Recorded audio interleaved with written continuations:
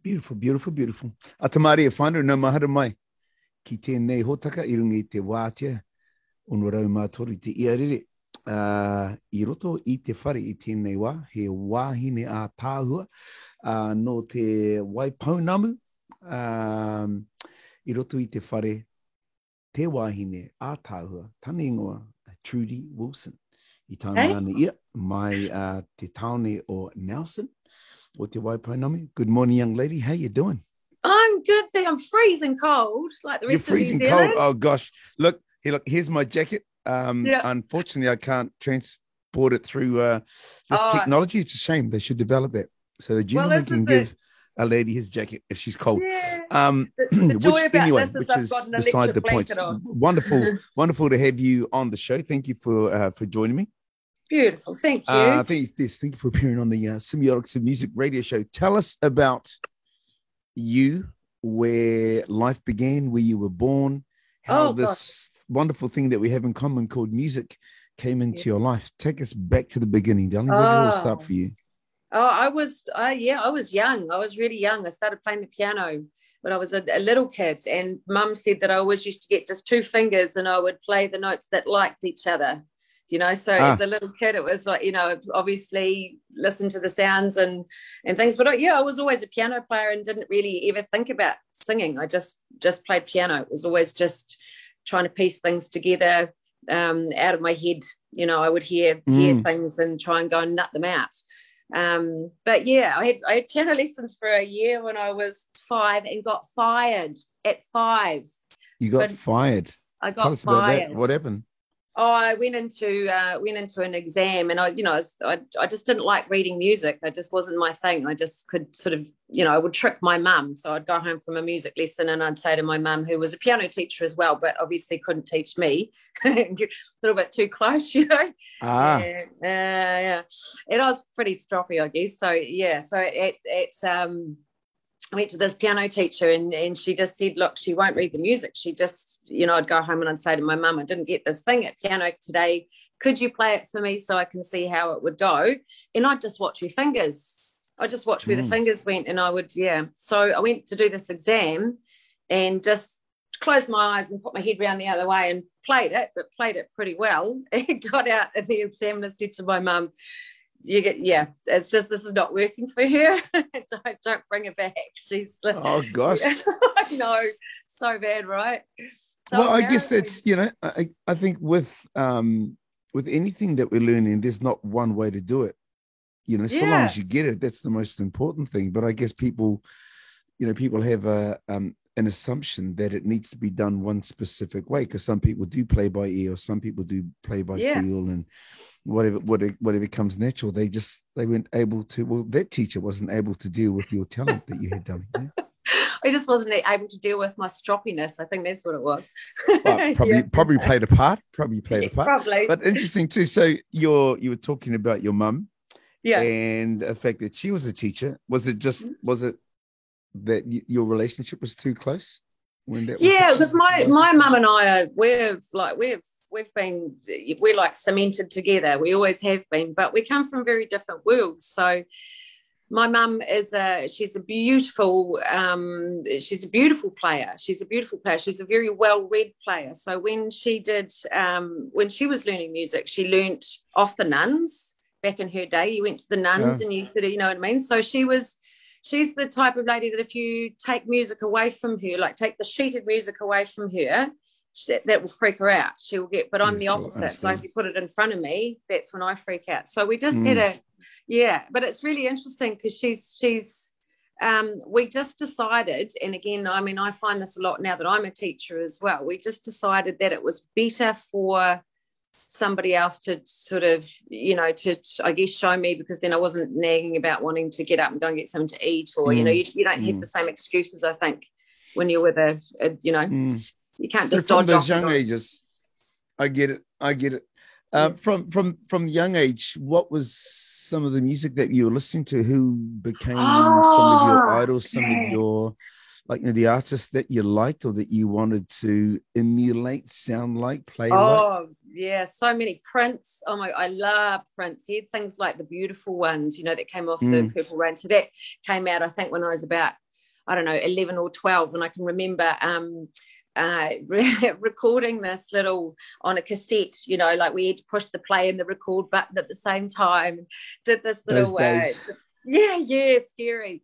And sending it out. So I think he actually did. It was a version, sort of a piano singing version of the beautiful ones, and sent it into this radio station that was having a competition, just not thinking that that I'd even get anywhere, and I won it. So that was kind of like the first, I was like, oh, I kind of like this, you get a little bit of, but a radio time, and I won some travel that went around New Zealand, and I was just young. It was all that sort of stuff, but I always crafted it the way that I wanted it to be done. You know what I mean? It was always, Trudy styles, I guess. Yeah, Did you develop that while you were listening to it, or did you develop that while you were playing it? I think I developed it while I was playing it, because and it's funny because I kind of almost stick to this rule a little bit today, even when I'm teaching. So I'll sort of say to my students, look, if you want to learn someone's song, say Raymond's written a beautiful song, and which, by the way, my darling, you are so talented. You have baby angels flying out of your mouth. You really do. Oh, I think you did. Yeah. But so I would get them to listen to that, and it was the same for me. I would listen to it and I would learn it. And I mean, back in those days too, we didn't have internet. You had to write words down, and you had to keep stopping your tape and going back, or that sort of thing. Did you find that cemented the song in your brain for a lifetime? So much. I found that myself. Different these days, because you listen differently, but I remembered things differently, and I've actually, to test myself, I still need to go, if I'm going to sing that song, I need to write it down to make sure I've got it. Yeah, there's something about that written word. It just hits the connection, mental part of you. Yeah, and I think especially if you're a slightly sort of visual person as well, you can almost sort of see your hand scribbling it as you go along. Yeah, but so we you had to write down words, and you had to kind of figure things out. But I mean, I even say to my students now, listen, obviously, so that you learn how the song goes. As soon as you know how it goes, branch away from that one and start playing it yourself, and start developing. What is it that if you had produced the song, or you had written the song, what is it that you would do slightly different? Is it a feel thing? Would you do the vocal lines differently? Would you, so it's that sort of thing. I really encourage that. Very cool. Yeah, so looking at the teacher that technically fired you to the teacher that you are, what's the difference between those two responsibilities, I suppose, that you would see yourself today? Well, we live in a different age. Look, this is the thing. So for me, I teach both piano and vocal. The vocal was very much a feel thing. I think, we do work off sheet music a little bit, but again, it depends on the person. So I'll kind of try and tap into, how does this person learn? Are they a visual person? Do they want to see the contours of that music going up and down on that piece of paper, or are they going to listen? Is it a muscle thing? Do they feel it rather than, all that sort of stuff? And I think actually that's one of the things that I really enjoy about it, is that you're tapping into the person's personality or their traits, and I think again, I mean, I take kids through their exams at school and things like that. And I remember when I first started teaching, because I wasn't really much of a reader, that some of the other teachers that were at the school this is years ago, and everything's obviously changed, but they would kind of go, oh, she doesn't read. She doesn't teach like that. So that was a real thing too. But actually, I can remember this as clear as day. I had this little Sunday gig. I was playing keys at this little Sunday gig, and some of the other teachers that had got together for a bit of a Sunday wine had come into where I was working, and all of a sudden they went, that's why she does it. You know what I mean? It was all of things changed from that moment, because it was like, she doesn't necessarily read music, but she's out there kind of doing it. So yeah. It's a different world, isn't it? Really, that whole, because there are people that teach and don't sing live, which is Yeah, so you know that they're teaching the amazes me. mechanics Yeah, and I of get it, that but they yeah, because it is that yeah there are so many, there's, you know, and again, I mean, I've studied all of this sort of stuff. It's like, what happens to the mechanics on the inside of your throat?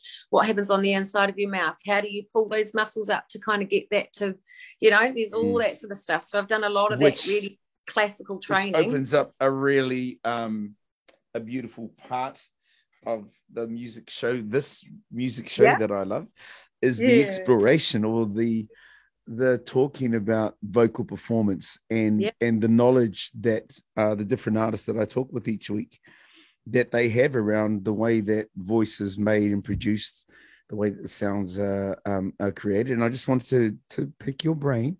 What do you teach? How do you teach it? And so that, you know, people that are interested in this world that we love and adore can get an understanding of you know, what it takes to make a sound. Well, I mean, I started off as a, you know, when I first started learning singing, I actually went to she was a very classical teacher. She was an opera singer, this beautiful lady called Pam Sims, who was I think she'd won like the Mobile Song Quest a couple of years in a row. She was just beautiful, but very, very classical. So with it, and again, I still use these techniques today. So you would work on where there's a sweet spot within your posture that gives you you get better power or longevity when it comes to breathing. You obviously would work on breathing. That was the first thing. It's things like you do things like low larynx work, which is where you can kind of pull your larynx right down, get a little bit lower and a little bit wider. It's how the inside of your mouth works, you know, how it resonates, how you can kind of push the air up into the roof of your mouth and then get it to come out, or, you know, where your tongue sits when you do certain vowel sounds. It's for me, I love this part of someone's, you know, when you can brighten a noise just by going like that. You know, it's like a little bit of eye teeth, you know, even if you raise your eyebrow and that part of your face comes up, it brightens things, it kind of sharpens things a little bit if you flat, you know, all sorts of things. And the thing is, it's what I love about being a teacher is that, you know, you have these moments, and I have, you know, loads of them every single day. I'm so lucky to be able to do this, is where you will change one thing for a singer, and it might be just that. And you just see them go, oh my God, you know, it's like such an easy fix, you know? Yeah. Yeah, it is nice. Yeah. I've been a faithful student of the Estelle model, you know. I'm not so sure if you know anything about that, but you know, it's been really you know, having been in the industry, having been a singer for such a long time, since I was around the same age as you. Was just, you know, so looking at. You're 90 as well, right? Yeah. 94 this year.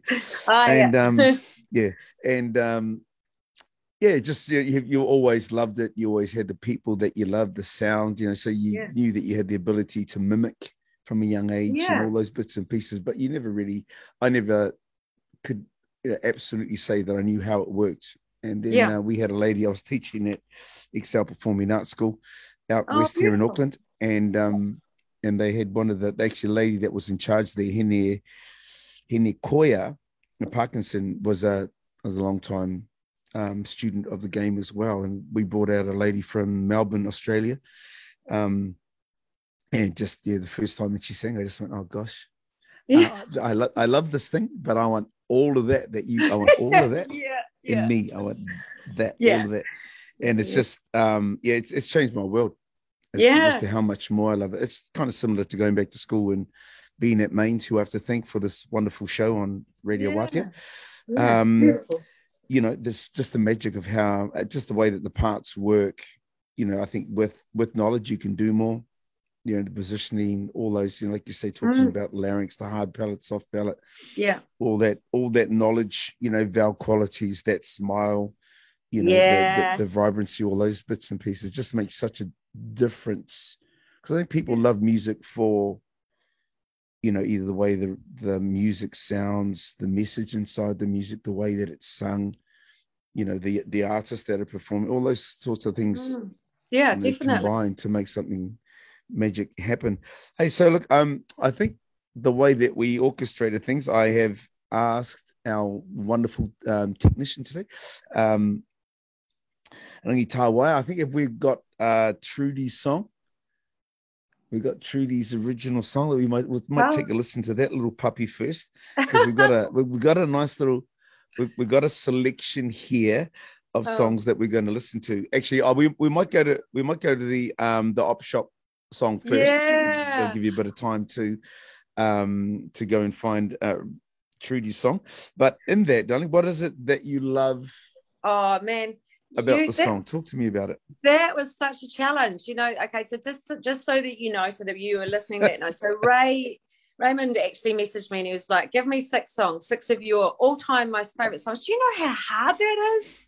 Oh man. Yes, I can imagine how hard that is. That was right, because I love so many things, but it's funny actually, like, so every time I picked a song, I picked it for a different reason. So I'll just explain to you about the Op Shop song. So I actually got to play with Jason about a month ago, which was really cool. Oh, lovely. Yeah, and we talked about this. We finally talked about this after years and years of me hanging on to, you know, this one song. So when on the day of the Christchurch earthquake, Op Shop was actually playing at Nudolf, which is this beautiful winery that we have here, and it's kind of like this beautiful sound shell. So, you know, when you hear it, it's all watery and it's beautiful, you know. But I got a, you know, obviously everybody was really sad. It wasn't a great time to be going to a concert. We sort of went and it was rainy, and about halfway through, when Op Shop was playing, I got this call to say that my sister-in-law, so my boy's auntie, had passed away in the quake. A building had come down. Sorry, darling. Yeah, horrible. So obviously I packed up really quickly, and as I went to go and get in the car, I went to go and put my key in the lock, and I hear this, I'm naked in this afterlife. It was this beautiful, you know, about calling from the afterlife. And it was Jason's voice obviously just echoing around this thing, and I kind of felt like I'd got this message, you know, from Nat going, hey, darling, I'm all right, you know, I've gone, but I'm okay. So anyway, raced home, looked after the kids, got them all settled, got them off to bed, and I didn't sleep much that night. And I sent Jason an email just saying, look, that was the most poignant, beautiful gift that you had given, was by writing this song and then obviously having it transferred over into our grief. And the next night he played the same song at the next concert, and they had a minute silence for my beautiful Natasha, and that was her song. So that's what I actually give this song to kids in my exams. So this is why I love it so much. It's just stayed with me for such a long time. It's a beautiful piano part, beautiful vocal, and it's Jason Kerrison. He's amazing. Yeah, Mr. Jason Kerrison. Yes, he's got done really well, hasn't he? I'm really pleased with you know, the way that his music career has gone. They're an iconic New Zealand band now, which is great. Yeah. So and awesome that you got to play with him. Like you said, about a month ago, it was really cool. Which is very cool, darling. So finally, we're going to take a listen to the song. This is "Ordinary Thing" by Op Shop, featuring the very talented Mr. Jason Kerrison, and one of the favorite songs of our in-studio guest, our in online air Zoom meeting guest, Miss Trudy Wilson, here on Radio Waitea. Kia ora. Let's take a listen.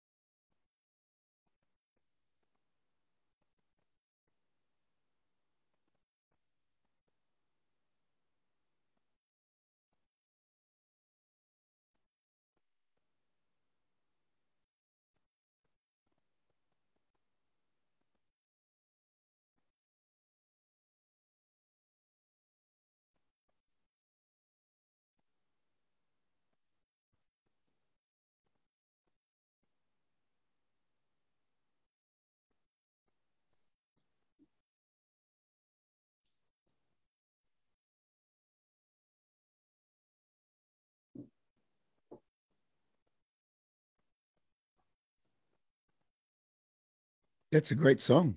Isn't it beautiful? It's so beautiful. And I, looking at the way that you fell in love with it. Yeah. Through your sister-in-law, that is means a lot, don't it? It must kind of, does it swell the tears up? Yeah. Every time that kind of comes across, Well, it's funny, actually, just when I was talking about it before it did, I was like, oh, just keep holding yourself there, Trude, But it's, I actually see it in a really joyful way now. And it's funny, sure. Like I say, when I talked to Jason about it, I said, obviously, when you wrote it, you were writing about something different. And actually one of the most poignant things he said back was, he said, the meaning for me changes all the time. So sure. I guess that song he kind of carries with him, and it changes, depending on what it is that he's going through in his life at the time, which I think is really lovely. It's kind of, Yeah. So what was the gig you guys did together? So we got to, again, really funny. So he's affiliated with Bywater, which is so that's Bywater, Toyota, Honda. There's a whole heap of things, all these, and we did this. It was kind of the annual Bywater kind of awards thing, and he was the guest artist there, but he came to sing with us, and he just literally stayed with us, which was really cool. So, but what was really funny is that when I we're messaging, and I said, what songs do you want to come sing with us, and we picked out a couple, and then he said, Wake Me Up by Avicii, and I was thinking, that's okay. So I didn't think that he would kind of know that sort of stuff, but okay. So anyway, we learned it. That's great. And then when he was doing it, what was it, The Masked Singer? All right. Yeah, he's The Masked Singer, and then that was one of the songs he sang was Wake Me Up, and I was like, that's how you knew it. That's how. So we got to oh yeah. There we go. Now I've got you. Oh, very cool. Yeah, it was awesome. Cool. Yeah, and it's nice to see. Like I haven't seen him do anything live for a little while. I think I watched it. I think it was a Hellberg Awards a couple of years back was the last time that I saw him. Yeah. He's just dynamite on stage, you know what I mean? And one of the things I love about his voice too is that you hear him live and he sounds exactly the same way as he does when he's recorded. Like some people you go, wow, when they're recorded, and then you hear them live and you're like, not so much. He's a true musician, he's a true singer. He's really beautiful, and he's a great guy. Yeah, cool. Yeah. That's awesome. Yeah. He wouldn't marry me though. I did ask him. Did you ask? Oh, Dan, I'm disappointed in that. Not as disappointed as I was. Yeah, true. But we feel your pain. We feel your pain. So inside your the journey to your writing, and we're going to take a listen to actually just talking with Rangi Tawaya about your song, the album cover that you sent through with the wig with all the musical waves and bits and pieces. The name of that song, is it Sign? Is the name of the song, right? Yeah. So that's where we're going. Rangi. So why did I call it Signs? Yeah, I just wanted to find out about it. Oh, well, I mean, I don't know what most people believe, but I'm a bit of a believer in the universe and actually the signs that the universe gives you, and I look out for these things. I look out for feelings of people, or, sort of being able to tap into, I don't know, I guess it's just, I feel like my path, it unravels for me as I go, kind of thing. So I'm always looking for reasons why I'm doing things, or reasons why I should not do things. And at the age of 40, I hadn't even played my songs for my mum. I was so not ashamed of them, but I thought they were a bit kind of cliche and a bit, I'd written them because they were sort of personal or whatever. And then my stepdad actually said to me, he said, Trudy, you've got to record these songs. Let's get them done. I'll we'll get a producer and we'll just do it. And it can be your project. That's however you want to do it. And so that was the first time that I had really played much of my material for anyone. And I just looked out for signs along the way. Should I be doing this? Should I, at 40, because I think I might have been even 41, 42 by the time I actually did that. But I'm like, why am I doing this? And I just kept looking for these signs, and everything just kind of kept pointing towards the fact that I just needed to go and, I guess, get all this music off my chest, So that's why I did it. And that's why I called it Signs. I just had too many signs. Very cool. Yeah. So inside that, what's a track off that album that you want to play? Oh, I would probably go. Let's go. Exception to the rule. Yeah, Exception to the rule. Probably it. Yeah. So okay. So like, you know, as I say, you sent me your list of favorite songs, which is cool. But I'd rather listen to your songs, darling.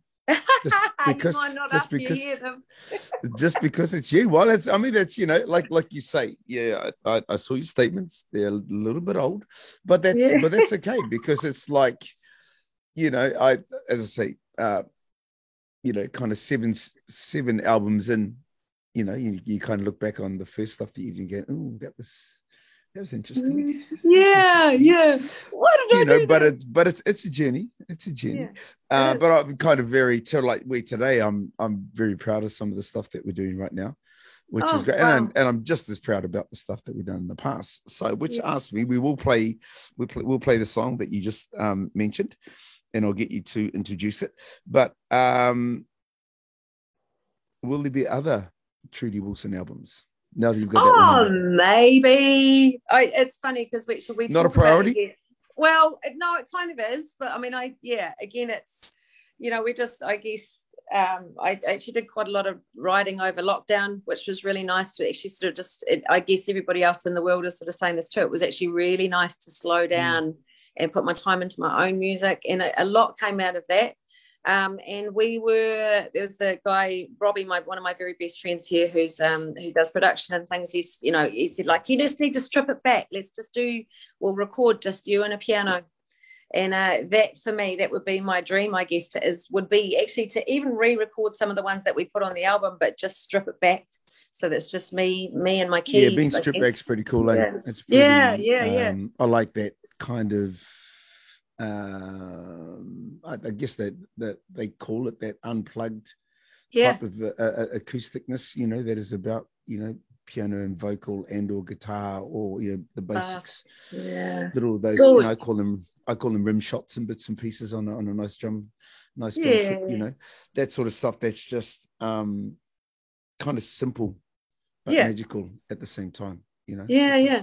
Which is real cool. So and I was going to suggest that we should do a song together. Yeah. I would love that. That'd be cool. That'd be my honor to do something with you, young lady. Oh, me too. Definitely. Okay, so look, introduce your song and tell us when you wrote it and what it's about, and then we'll take a listen to it. All right, so Exception to the Rule, this is called, and it literally is just as the title, you know. It's, so I think, you know, for me in life, I had sort of set up all these things, these rules that I was kind of living by, and all of a sudden you will come across one person who is just the exception to everything. You know what I mean? And that's literally what it was about, was just finding the one person who I'm still waiting for, by the way, just to be the come on, exception. let's go. Come on, get it going. I'm not sure what you're waiting for, but whoever you are there, come on, let's go, pick it up. Yeah, come on, university thing. Yeah, so I'm waiting for that one exception to the rule, I guess. And I just think that there's, you know, you make up rules for everything in your life. You almost have these patterns that you kind of live by, and then one thing will come along and it will kind of tip the scales a little bit. And that's literally what this is about. Yeah. Cool. And the beautiful thing about this one song is that I got to sing with my friends. I've got some beautiful girlfriends here who, Caroline Harvey, my friend Tammy, my friend Ari, they all came and sang on this with me as well, which was really cool. So we had kind of girls' day, which is, it was awesome. Sounds awesome. Let's take a listen to the beautiful Miss Trudy Wilson's Exception to the Rule here on Radio Waitea in the Semiotics Music Radio Show. Kia ora.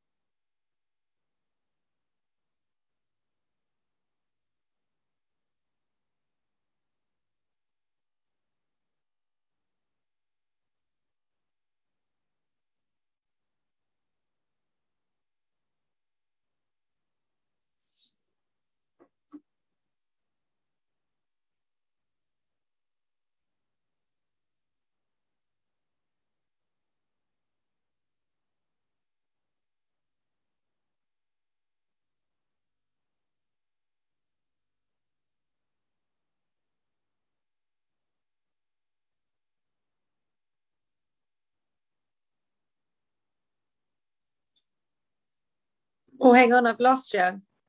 Where have you gone, my darling? Yes, unmute. There we go. There we go. Yeah. Fantastic. Yeah, just threw up this notice going, oh, this would be muted. Hey, love that song, darling. Thank you. Love that song. Are you playing it much? Do you play it every set?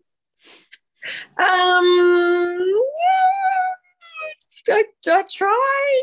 Yeah, usually I'm kind of funny about it. So if people come to one of my gigs and they go, "Hey, play one of your songs," I go, "Really? What do you want to hear that for?" Yeah. But the cool thing about that song is that so Liam Ryan, who is in the Darks, he was the one that wrote Heart and Soul. He actually has a version of that on his album as well. He kind of did his own version of that, and he plays it in his set, which is kind of cute. Yeah. Very nice. Beautiful. Very nice. So when you were saying that, what are how many songs were on the album? Oh, I think 9, maybe. I can't actually remember off the top of my head. It's been a wee while, my friend. It's been a wee while. That's okay. Well, see, but this is what I'd like to do. Potentially today. It depends how you feel about it though. But I know you sent me your song of your fave songs, your list of fave songs, and I'd like to talk about those. But I think I'd like to play your songs. Are you mad? How do you feel about that? You okay with that? Darling, I'm fine with it. I'm fine. Awesome. And part of the reason that I asked, because we've been going through this whole I guess it's a dilemma of playing music. So normally I go out live on Facebook. We're going to do Zoom today that I will post on my Facebook page. But then you run into all the licenses by listening to other people's music on air.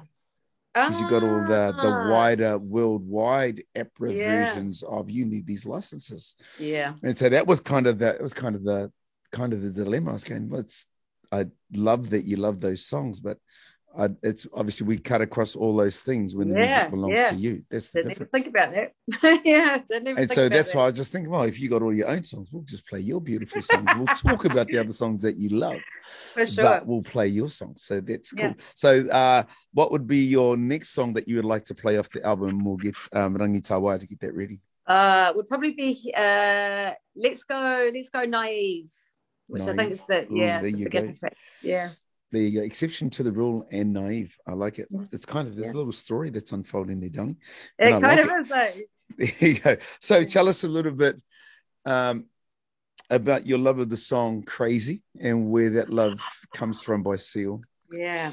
All right. So as I said to you right back in the beginning, and I love so many songs for so many different reasons. So Crazy for me is about the keyboard lines, and it's about, I mean, obviously Seal's amazing. He's Seal, right? And it's a really cool song, but I love that doom, da-doom, da-doom. It's got that bass that just sits on that E the whole way through, and everything else just kind of morphs around it.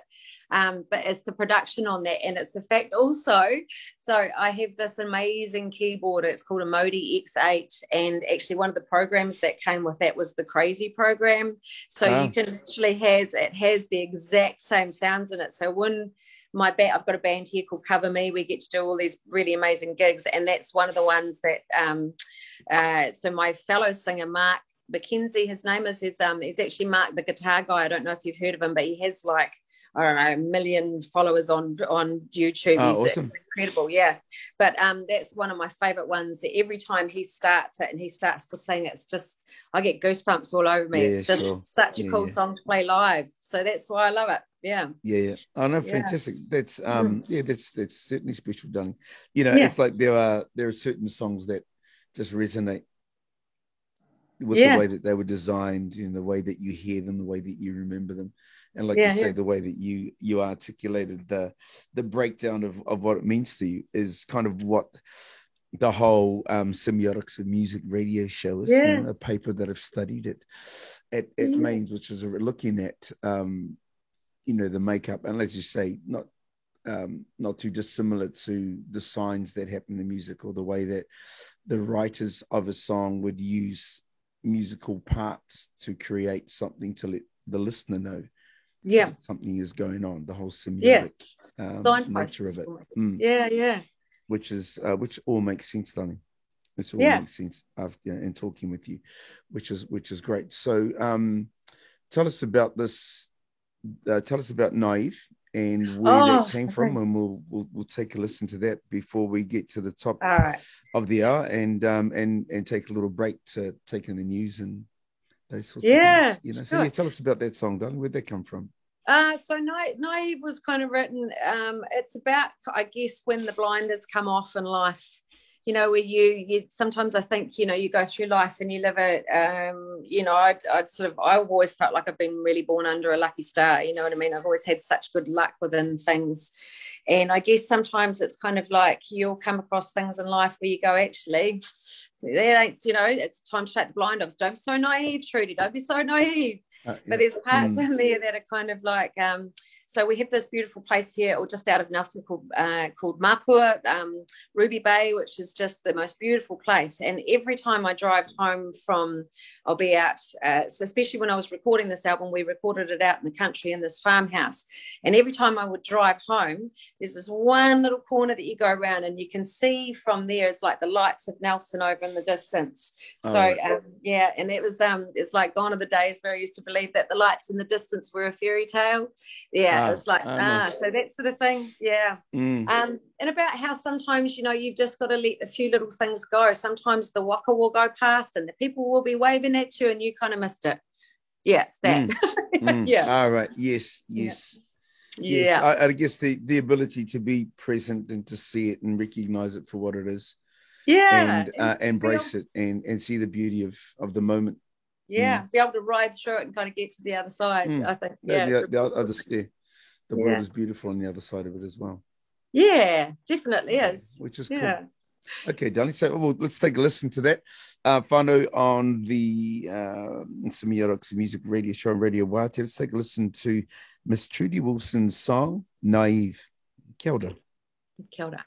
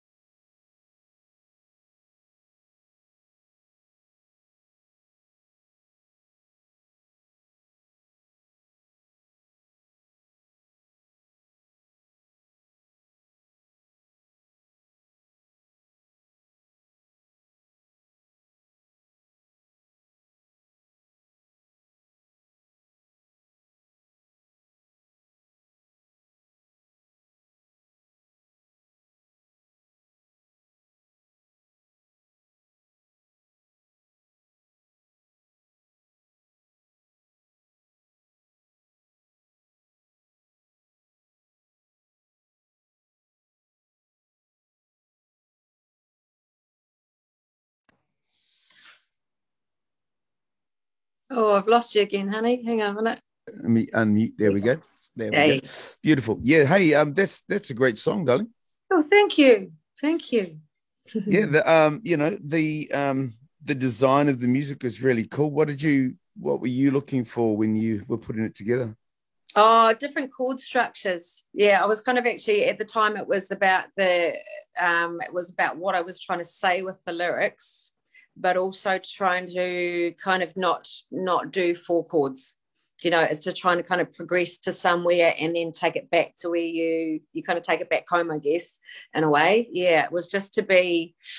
I like kind of different chord structures, I guess. So I was sort of looking to and to find a hook, which is the guy that produced it all for me was just so good in that respect too. He's like, there's your hook, Nice. There's your hook. Yeah, there you go. Yeah. That's where the magic comes up. That's cool. Yeah. Okay, look, hey, thank you so much for coming on the show. We've got another hour to get here, which is going to be amazing to discuss some of your songs and the other songs that you love. Really appreciate you coming on. Been a big fan for such a long time. Great that we've had this opportunity, and look forward to that song. We're going to talk about that song we're going to write together too, which will be wonderful. But we'll come back on the other side of our break and continue our chat with this beautiful young lady right here, Miss Trudy Wilson, on the Semiotics and Music Radio Show on Radio Wate. Kia ora. Kia ora. Yeah, so I think they're going to just take a little break. Cool. And you and I can you hear me? Yep, I can. I'm just going to quickly go to the loo. Have you got 2 seconds? I'm not sure how I hear you on this. It's recording. So, do you need to go? Yeah, just for 2 seconds. Just 2 seconds. Yeah. Hey,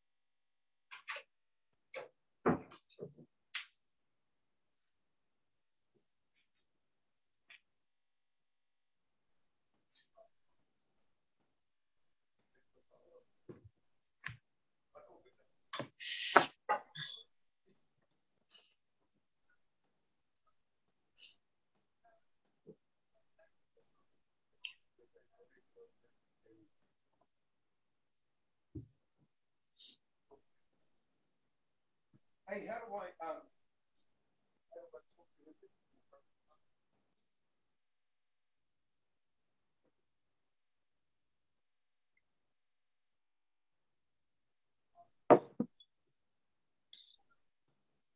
all good, bro.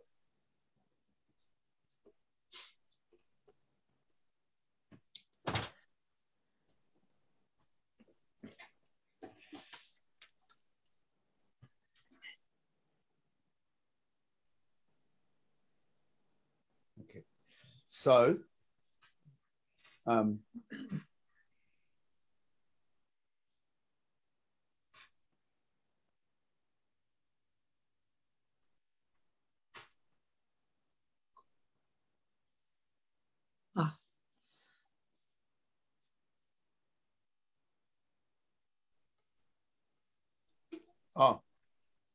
Hang on, can we do that?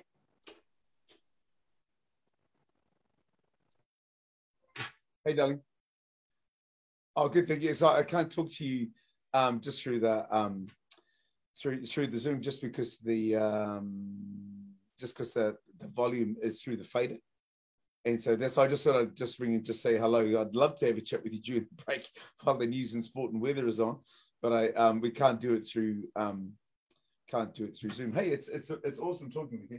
I'm so enjoying our interview or just our time together. It's amazing. Yeah. No, very cool. So when are you up this way next? Are you up this way at all soon?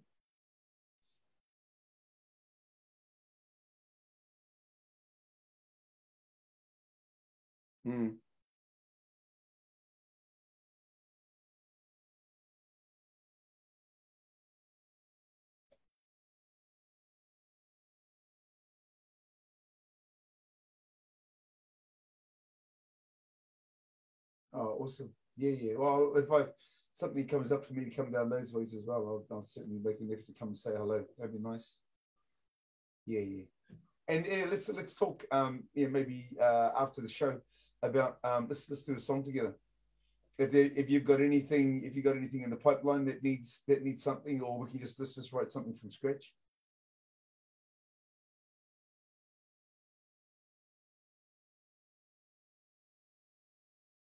Yeah, well, even if you wanted to pull up something that you've got, and we'll just I'm happy to jump on something you've got, and we can make it happen from there. Okay. Hey, look, I'll let you get back on just so because I see you've jumped off my screen and we'll just make sure that you're ready to go after because I think we're back in a couple of minutes. Eh? All right, done. All right, bye.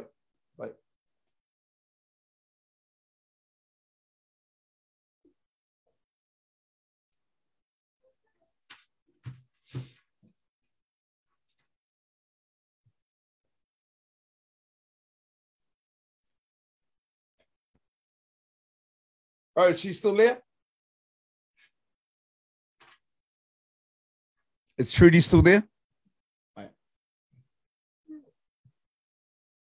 right, cool.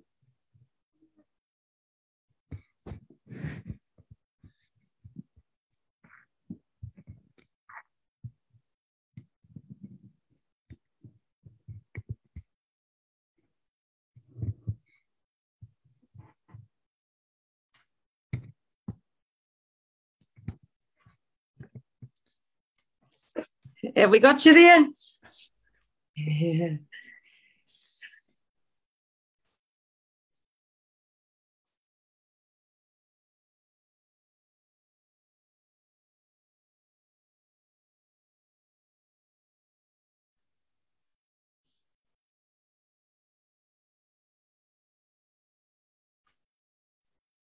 No mai hara mai a te whānau ki tēnei hōtaka te Semiotics music I rungi te wātea o no rau mātura te ia rere. I roto I te whare I tēnei ata te wāhine a tāu o te Aopuhoro, Trudy Wilson, I noho ana ia I te Waipounamu. And we are talking with her about her album now. We're going to talk about the songs that are on her album, which is really wonderful. We welcome her back in. How you doing, darling? I'm good, thank you. Good, thank you. I'm so loving being here chatting to you, my friend. This is so cool. Yeah. Awesome. I'm digging it. So look, we'll get you to select another little song that you want to rock off your album. What would be something that takes your fancy right about now? Oh, let's go Shy. Shy. Yeah. Okay, tell us a little bit about Shy. Okay, so Shy actually wasn't written by me. It was actually written by my friend Brian. So he was the producer on the album too, and he literally just let me have it. It was one of those songs that I just really loved the hook. It kind of had this 80s, I don't know, I'm an 80s girl, you know, I'm kind of getting on. 80s was my thing. And I really wanted to have something that had this sort of kind of little 80s sort of, you know, draw to it. And when I heard he actually had he had another couple of other people singing it, and I was like, yeah, but I really want to sing that song. So I just nagged him until he gave it to me, pretty much. Yeah. Way to nag, Gil. Way to nag. Yeah. Way to nag. So look, the just off air, we were talking about that you may have a bit of a tour happening. Have you got something in the mix that you've got coming up? So I spent a good couple of years working on cruise ships. Just playing on cruise ships. I had a teaching job. I left. It was after my kids left. I kind of didn't deal with that very well after all that kind of empty nest syndrome kind of thing. So I packed in my day job and went to work on these cruise liners and just travelled and played music, and actually ended up with amazing and stressful. It got to the end, it got really stressful. Like what was the reason for the stress? When you're away, often it would be a case of I would get on one ship, I would be on that ship for 2 weeks, and then so they'd fly me to Sydney, you'd get on a boat, you'd go for 2 weeks, you do 2 kind of contracts, you go back to Sydney, and the day you got back they'd fly you to Brisbane, and then you get on another boat and you do another 2 weeks, and you go back to Brisbane, and then you might go to Adelaide and get on another, you know what I mean? So there was sort of 6 weeks, sometimes 6 weeks of performing where you're performing 6 times a week. So obviously it's quite, cat, sorry. That's okay. That's Poppy. Hey. So just, you know, when I would get to go and leave home, and after a while I'd go, oh, I just want to go home, you know. Yeah, so there was that. And then so I kind of I worked my way up there, so I actually ended up with my own show in the theaters there, which was very kindly. Oh, it was cool, but again, very stressful. My first one was just terrible. It was just, I just didn't do very well at all. It was just awful. I, you know, kind of freaked out. The nerves got me a little bit. Is that you being modest or? No, it was actually terrible. It was actually terrible. I just didn't do it well, but I went away and I fixed things up. I went back and, because obviously you get kind of a report at the end of it, and fixed up all the things that they had talked about in this report, and got a lovely friend of mine. He's a comedian. He's actually just moved down here, but he's from up your way. His name's Andre King. And he literally rewrote everything for me and put these beautiful kind of, you know, these comedic kind of jokes and things in there, and just helped me. It was like writing, we called it my love letter to soul music. And and the second, third time I went back, it was a whole heap better. I got a really good report, but then of course COVID hit, and you know, none of us. Was it on the cusp of that? Was it? Oh wow. Yeah. So none of us ended up doing it, but Andre's kind of looking at, he's actually just had a chat to him last week, and he's like, we've got to get the show back up and running. We've got to, you know, get to kind of go with it a little bit further. So hopefully we'll kind of join forces and end up maybe doing this thing together. Would be kind of cool, because then I've got my friend holding my hand too. You know, if I get nervous, he can go, when you're working with people you like, eh? Yeah. And he's the coolest guy, you know. Yeah, so him and his wife, they're really the most beautiful people. So you know, you'd be 150 million% safe when you went out with them, you know. Yeah, sure. They'd keep your nerves at a minimum. Yeah. So hopefully, stunning. Yeah.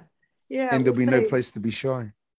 Well, yeah, shy. I see what you did there. I see what you did there. Okay. And so, Whānau, let's introduce the song, Young Lady, and then we'll take a listen to it here on the Semiotics of Music radio show. So this is called Shy, and it was written by my very, very good friend, Mr. Brian Lewis, or Brain Loose, as we call him. This is my little tribute to some 80s music. Wonderful. Let's take a listen to it, Whānau. Enjoy. Yeah.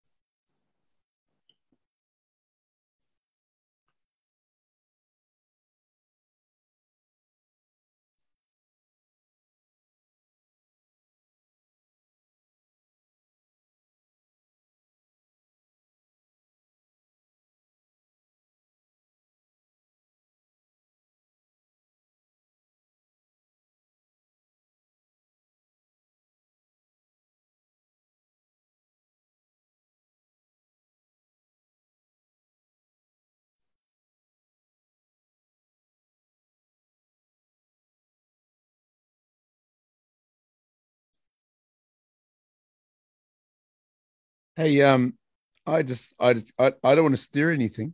I don't want to stir anything, but I'm going to, just because. But do you think that LAB song was stolen from your groove? Yep, I do. Yep, yeah. Well, I didn't until now, but now I'm going to get them. Get him, mate. Get him. Sure, they did. Get him. Hey, because like I was listening to it going, damn, that's when you released that in 2013, it's like you guys have just stolen this beautiful groove. Well, I'm sure that's where they got it from, because they probably sat down and listened to my album so many times. To it and they go, we're going to steal that because that is so good. That is so good. Well done, Doug. But anyway, just in case you need to make millions, just hit a lawyer up and say, they pirated my songs, which is a really interesting dilemma that so many modern artists, I know that, the Mark Ronson, Bruno Mars kind of faced that with Uptown Funk, and then you had Pharrell and those guys get done. And then there was the Marvin Gaye song that was, just people are doing it, but, and I think these guys have made millions, so you may as well get your it must be my tune, right? Absolutely. Yeah. It's a sign, darling. It's a sign, yeah. Don't be shy. Cool. Yeah, don't be shy. Don't be shy, darling. Hey, so I'm excited about this show. I like the combo of, I've thought it's something that's crossed my mind as well. Thought about the music comedies thingy as a show, but then I look at some amazing comedians go, no, don't do it, buddy. Don't. As much as you would like to do it, no, do not do it, because it's. But that's just me. I'm sure you're going to be brilliant, and it's good if you've got a comedian who's a writer. Well, that's just it. This is the beautiful thing about it is that, Raymond, I'm not funny, but he's funny, so I don't have to do any of the like the hard doing mahi of trying to get people in. Yeah, that's exactly. I know where my limits are, and I'm definitely not a funny person. Yeah. Well, I think you are. I think you will be. I mean that in a good way, not in a bad way. Yeah. But so the I'm certainly looking forward to. I mean, as we talked off air, that there's going to be an opportunity for us to do a song together. I really look forward to that, and I look forward to what the next album looks like for you, because I'm sure it's a very interesting. I guess, will there be potentially a contrast from the first album to the next album? Yeah, 2013 I think so. Was a few years ago now. As to what do you know the change that you've become to 2021? I feel like, I think, obviously as you evolve as a person, and I've definitely done some really some shadow work over this last couple of years, is just facing up to a few things and changing a few things and changing a few reactions to things, and just working really hard on myself to be a better human being, and I think that also that changes the way that you write. So I write about different things. I don't write about so much, like turmoil or, my life's pretty good. It kind of comes from a different place. So it's now, and I think the other is that what the last album was kind of about? Was it just time and place around what was going on? Yeah, interestingly enough, there's a song on there called Hard to Ignore, which I actually had written about. It was one of my exes at the time, and I remember he played it to me and he went, "Oh my God, that's about me." Straight away. I was like, "Oh no." But he you know what I mean? It's like I just don't, I guess I don't have that, that I don't have the turmoil. I'm in such a good place. Nice. Awesome, darling. Yeah. And everyone deserves to be there. Everyone, I think everybody in this life probably works to be in that place. Yeah. And I think you can, when you're at your best that's when you're going to produce the magic. And it's different music. It has so much more feeling to it now. I kind of feel like when I produced that first album, it was about getting as much in there as I possibly can. You had to have all the instruments and all the things. And now I'm kind of like, I actually really liked those songs when I just played them on a piano. You know what I mean? So my next, the goal for me would be to just have these slightly sparser, more space, just a little bit more, I guess, feeling in there. I don't know. I find it really hard to record. I'm like a live singer. You know what I mean? I love going out and singing live because you can belt these big notes, or you've got your band behind you or whatever. And I always feel like I sing better live. And then when I go and record, I feel like I'm in a jar and I've got the lid on very slightly. You know what I mean? I don't kind of really let fly. So, yeah, I guess that'd be a nice step for you to look at and kind of overcome to a certain degree. Well, just to evolve. I think that's what it is. I mean, I think we all, especially at this stage, I'm 50, and I think that we have, you've spent I've spent 35 years or however long it is, since I've been, probably more than that, since I've been playing as a job, trying to evolve. You try to evolve to, so that you have a massive skill set so that you know this stuff. But actually putting it into practice and portraying that, I guess, to other people through recorded music is very hard. You know what I mean? You don't, so also cat's clawing me, ouch. So I guess it's trying to, I want to evolve to the next part where it's more about, I guess, the sentiment behind everything that I write and trying to portray it that way, rather than trying to shove all these noises in there to kind of fill it up, because I thought that was kind of what you had to do. Yeah. Well, I guess I understand that. I understand that principle, but like you say, when you can convey the totalness in a song minimally, with instruments and vocal to be able to convey that, then you're kind of really hitting. That's kind of how I find things at the moment, just how magic it can be. To make sure, I think it's that the evolution of your ability to tell story vocally as well. I think that's kind of that, you're evolving as a musician to be able to combine it all, and your vocal performance really sums up what needs to be said beautifully. Yeah, and I think also, I think you've just hit the nail on the head, absolutely. And I think also too, it's like as a piano player, and my history is in jazz. I learned jazz as a kid. That was my, I know, right? I just got a little bit excited. Eh? Did you? Yes, this is the thing, and it's a kind of a dying art, right? So this is, I learned jazz chords. It was just these beautiful progressions that went from one thing to another. So I tried very cleverly to sort of add that into a whole heap of my material.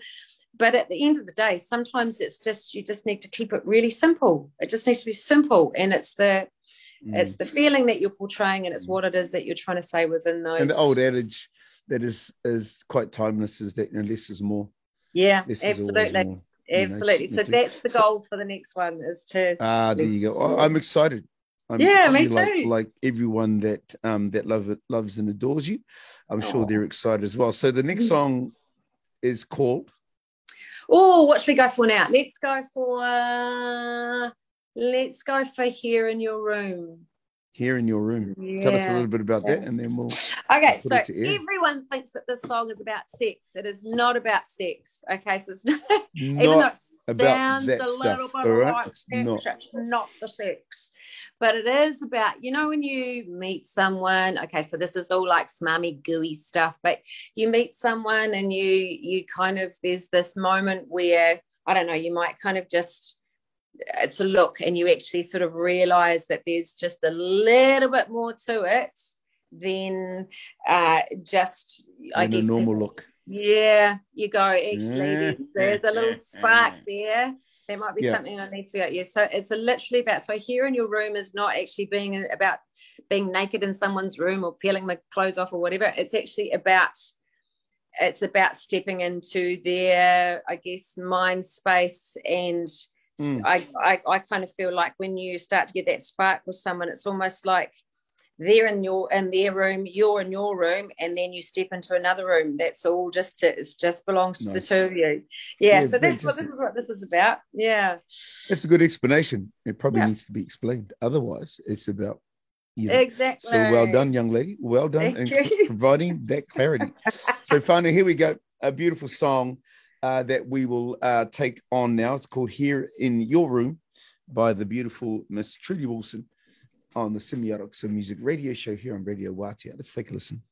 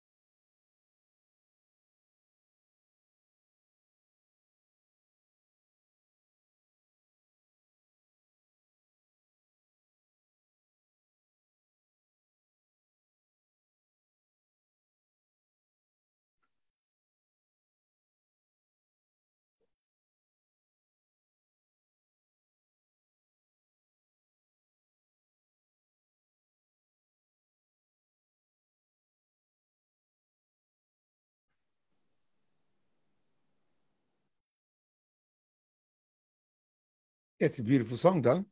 Thank you. Thank you. You're very kind. It's a very, very beautiful song. And it's like there was I'm not sure where you are aiming vocal quality, but it has very reminiscent of a young lady by the name of Betty Ann Munga. There's a very similarity there. I love it. It kind of felt, obviously, because one of your favorite songs is Time Meets a Line. Yeah. But it just was, where were you aiming? Where were you aiming for vocally, to bring that song to life? Again, it was I'd kind of written that and had kept it hidden for a really long time. So the aim for me was just to get it out. It was just this thing. I had, every time I wrote a song, I'd go, oh no, what are you doing? Don't do that, and then you'd go and play it for someone else, and then they go, oh, that's really cool. And so you'd sort of start to calm down a little bit. But it was really hard for me to get, for any of those songs, to get from beginning to end. Can I ask where that comes from? What does that come from, darling? I'm not really sure. I see talent. I hear talent. The arrangements are magic. Your vocal is amazing, and it was only less than 10 years ago, technically. But where does that doubt come from? Because I don't know. It's not as if you've just started,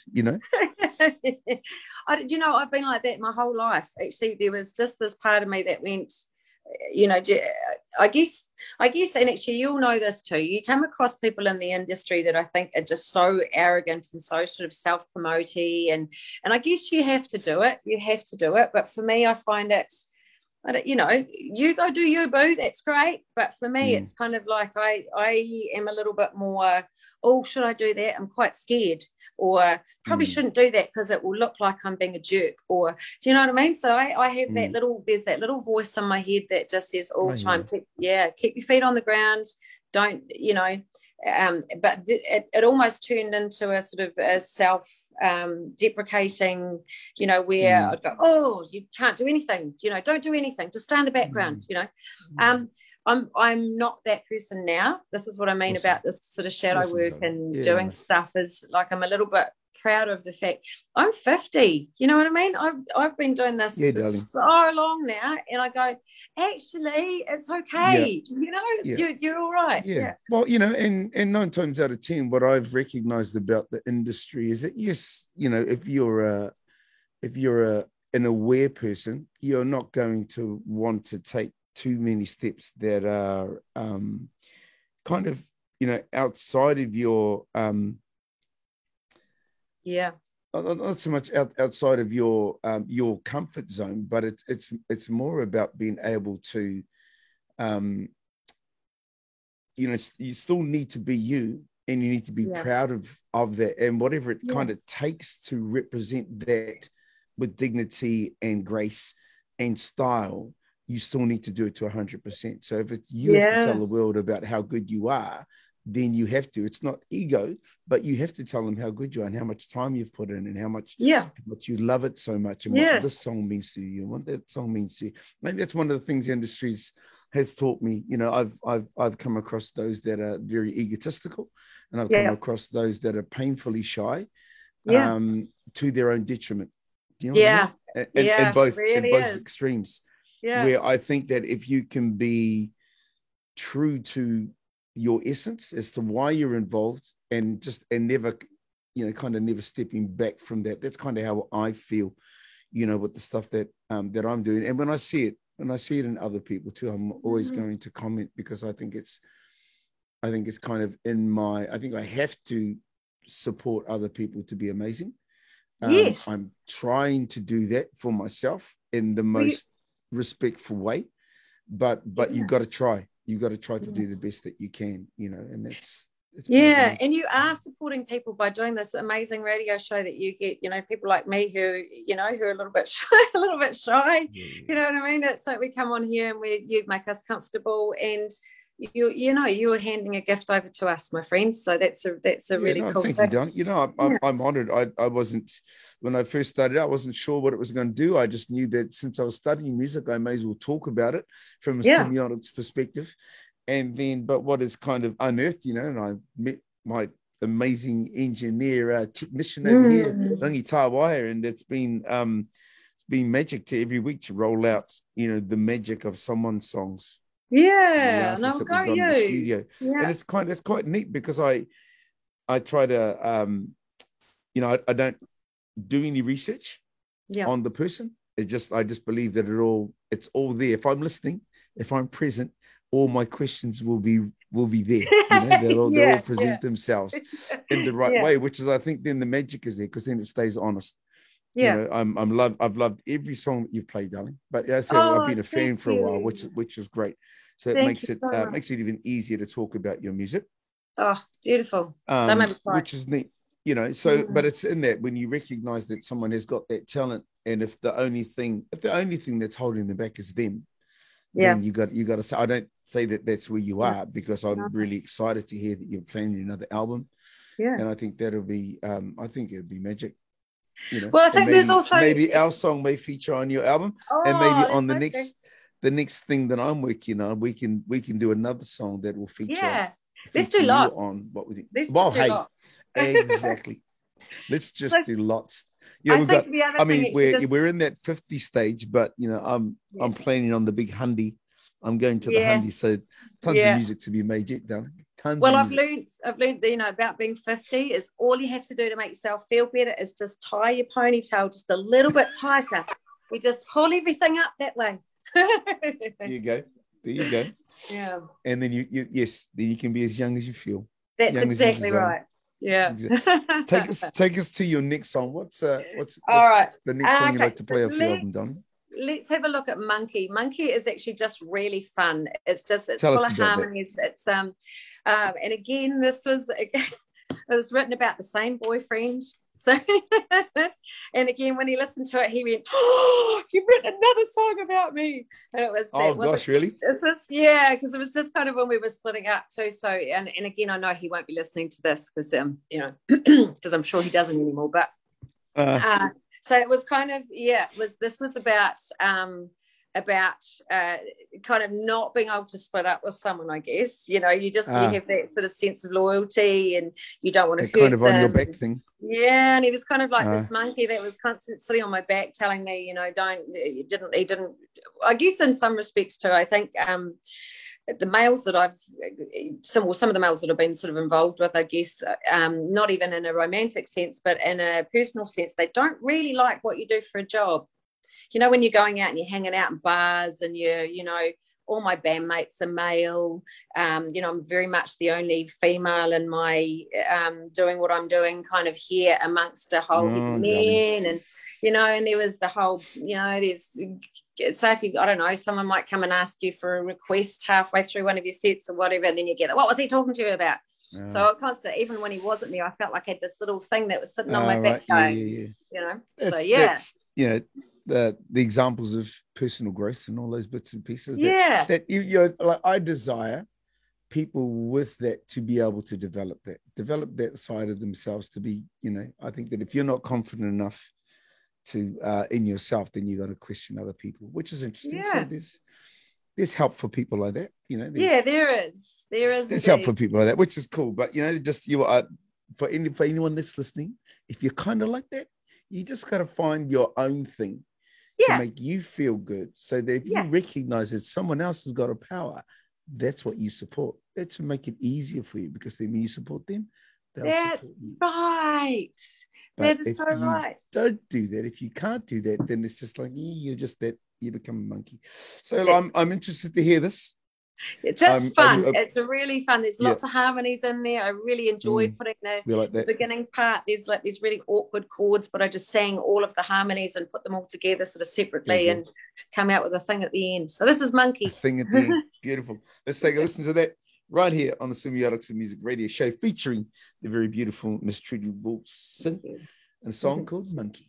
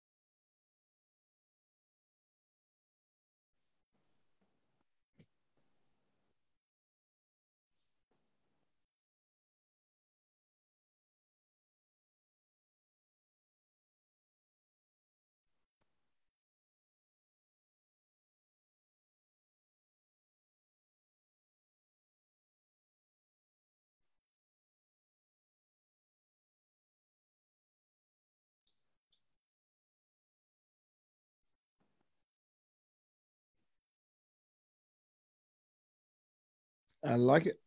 I love that vocal arrangement, darling. Beautiful. It's sort of fun, eh? It's just fun. And I like the tie to the acid jazz groove. Yeah. So beautiful. Love those descending. I love those descending. Is it the bridge part that you? Yep. Those descending chords. That comes down to chromatics. Yeah. Really beautiful. Yeah. That whole era. Did you have? Did that song come from a love of that era of bands from that with that flavor? Well, yeah, because I mean, one of my most favorite bands is this band, a UK band called Brand New Heavies. I don't know if you know them. Yeah, but they were kind of like this, like funk, but kind of tough, a little bit of jazz, and there was a little, I don't know, it was just, I hate to say the word fusion, but it was kind of like, for me, I used to. Yeah, it's the best way to describe it. Fusion, jazz fusion with acid jazz. It's just like, even now, like as soon as I heard it, it took me straight to Brand New Heavies, Ronnie Jordan, all those cats that Incognito. Just made that sound. Incognito. It's just like, it's it's kind of like it's like a very special genre that a lot of people don't go to, these days. I wish it was explored more, because it's clever, you know what I mean? This is what I find, often if I'm out walking or whatever, I'll be listening to Brand New Heavies as kind of my walking music, and some of it's like their stops and their fills, and each musician, obviously they're a really big band, but each musician kind of gets a little feature, and then they, they'll join together for these little, I don't know. And also Nadia Davenport, who was their singer, has just, I mean, oh my God, what a singer.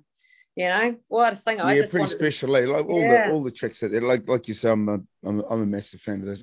There's a guy up here we're playing with tomorrow. Got the jazz quartet playing an hour at a Matariki festival up here, and he does a Brand New Heavy song. What's it? Is it Never Stop? Never stop, never give you up, never stop. Yeah, I know, right? Yes, just please record that and send it to me. I would love it. See if I can remember to push play.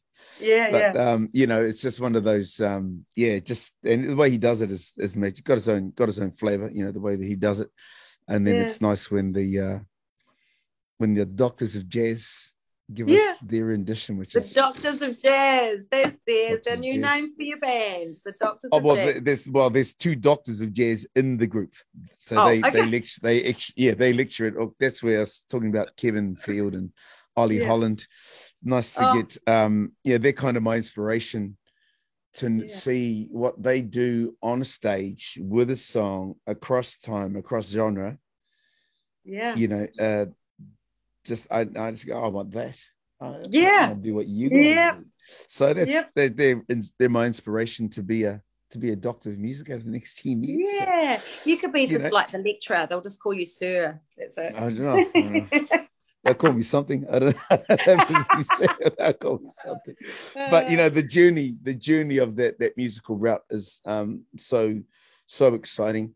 I'm not sure what your days are like, because you're in that teaching space.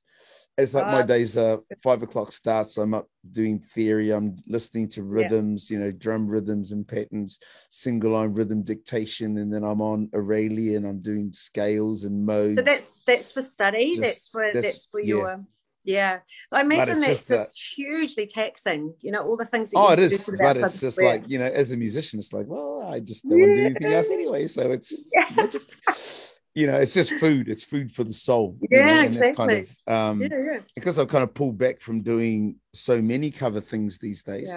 When I do get a chance to get out and have a jam now, it's like, oh, I'm liking it. Yeah, It's just an hour. Cool. I'm just going to do it. I'm going to let it all out, and then don't do it for another month, which is You're real gonna cool. Change that. Well, it's interesting because we were doing 4 to 5 a week, and then it actually got too much because trying to do originals and have a voice that was clear enough to be able to articulate and be free. Right. It was just so tired and texting and just going, well, something's got to give. And it's nice if you get a nice little side job while you're a student to take care of food on the table. Don't have to worry about that. Step back from the gigs and love it. Just love it from a different angle. That's the one. I want to hit the stage and sing a couple of notes, see what happens. Play. Yes. So talk to me about the next song off this album that you want to hear, darling. I'm sure we can squeeze in another couple. Oh, all right. So let's go. We'll go for Slow Down. So Slow Down, I actually wrote on a napkin in a restaurant. On a napkin. Yeah, one of those famous napkin stories. Yeah. Tell us about it. Where were you? Yeah. So what had happened was as we were recording the album, Brian, who was Brain Loose, I'll call him Brain Loose. I like it. Yeah. As we were working, he said, "Look, I've got this." He said, "I've got this music bed I've had for quite a long time. I really like it, but I've never come up with the vocal line. Do you want to take it away and just go and see what comes up?" And I was a little bit hesitant because I hadn't really written with anyone else before, you know what I mean? Let alone had to kind of give. Again, I guess it's like showing yourself off a little bit. If you go and write over someone else's song, it's like, are they going to like it? Are they going to think this is cheesy? Is it naff? Am I going to be really embarrassed? Are they going to think my melody line's like too simple? So in my head I went, okay, you're overthinking it. Don't stop. Just go out for dinner somewhere. So I went out for dinner. I was with some friends. And I just was really quiet the whole night. We were out there for a couple of hours, and I all of a sudden just kind of got this idea for a melody and just started writing, and it just fell out. It literally just fell out.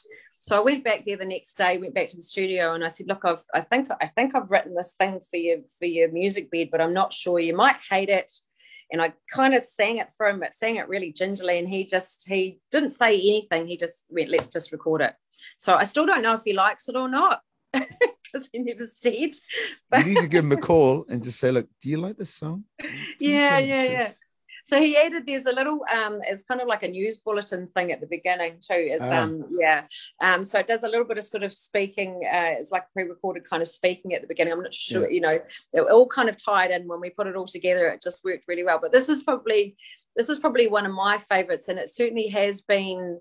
When other people have listened to my album, that's been the one that they go, "Oh, I really like Slow Down." Oh, nice. Yeah, it's pretty cool. Well, I'm excited to listen to it. So here we go, fun. This is featuring our beautiful guest today, all the way from the South Island, who's in studio with us. Yeah. Because of the magic of technology. It's a song called Slow Down featuring Brain Loose, Mr. Brian Lewis. It's the one. I'm not trying to diminish you, young man. I am just trying to say that we love you because you've been singing with this beautiful lady. And so it's a song called Slow Down. Let's take a listen to it and let's enjoy that. Kia ora. Thank you, my darlings.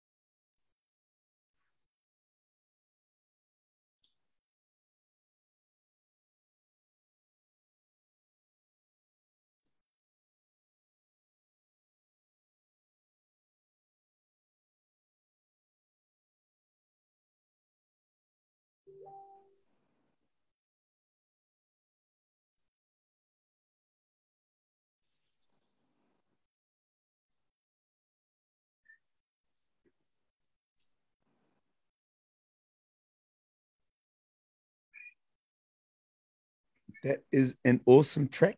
Slow Down, featuring Brian Lewis and the very talented Miss Trudy Wilson. That was such a lovely track. And I was trying to imagine the recording studio. Tell us a little bit about it. You said it was on a farm away somewhere. So I was really lucky actually. I've got a beautiful friend here called Damon Ward, who actually he has an amazing YouTube channel. If you get to go and check it out, it's called Clay Tool Stories. And what he is, he's a hunter, fisher, diver, He-Man kind of extraordinaire, who's also a beautiful musician. And he talks about men's mental health. He's one of these guys who's a real advocate for looking after men, So anyway, he owns this beautiful house out in just out of Mapua here, and just out of Ruby Bay, which is the bit I was telling you about, where you drive around gorgeous house. It's full of his beautiful dogs, and there's, you get out there and there's animals for miles, there's ducks everywhere, and just this really quiet farmhouse that we went in. We just sat and recorded it in there. There was just me and him and Brian, really. And if obviously I had a few other musicians that joined me as well. There was Simon Williams, who plays sax on a couple of songs, and my girlfriends, they came out as well. Yeah, so I was just lucky. It was just really lucky. He never moaned about us using his coffee or his toilet paper. You know what I mean?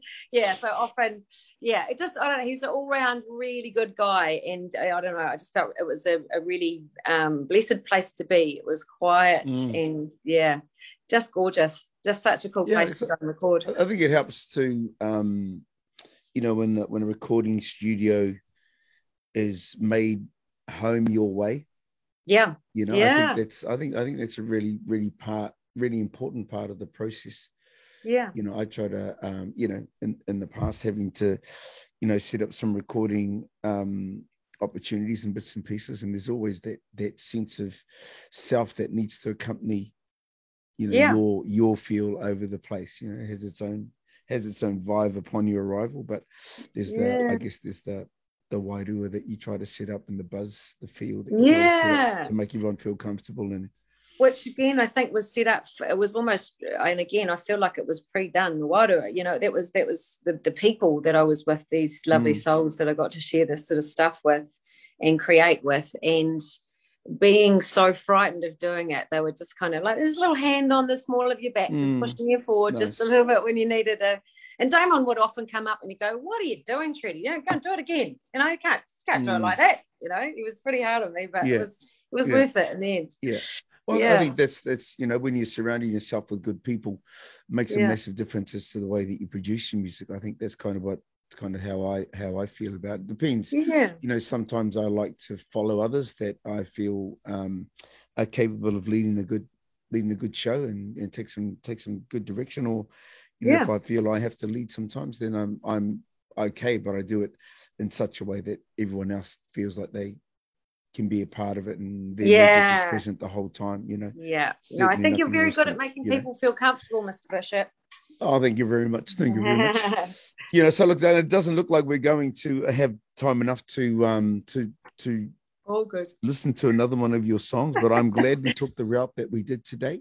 I'm really pleased, because what it did for me was really gave me a great insight to the way that you have written the songs, the way you've produced them. Your voice quality has been different across the songs, which shows some amazing versatility that you have and knowledge of your voice to be able to present the best you, which I think was stunning.